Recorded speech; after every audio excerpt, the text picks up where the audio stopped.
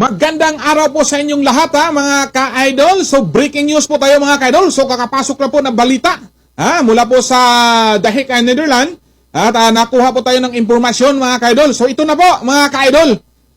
So ito na po ang inihintay ng taong bayan. So kumpirmado na mga ka-idol na po ng interim release si former President Rodrigo Roa Duterte mga ka-idol.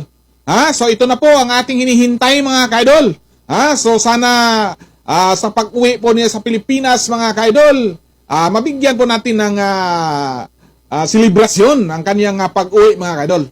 So sa lahat po ng mga supporters, mga DDE supporters, mga nagmamahal po ni former President Rodrigo Duterte, ito na ang panahon mga ka-idol lang ating hinihintay. Breaking news po mga ka-idol mula kay Sir Alvin Tourism mga ka-idol.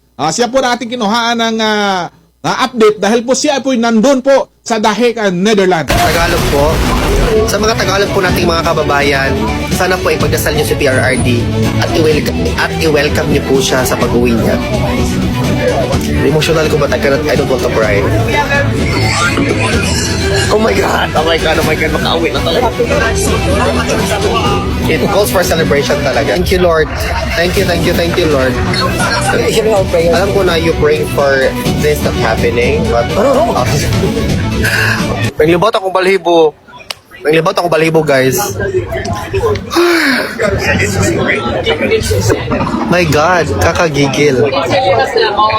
Tagalog po. Sa mga Tagalog po nating mga kababayan, sana po ipagdasal niyo si PRRD at i-welcome niyo po siya sa pag-uwi niya. Emotional ko but I don't want to cry. I posted na guys, so you can repost. Binisaya. Update.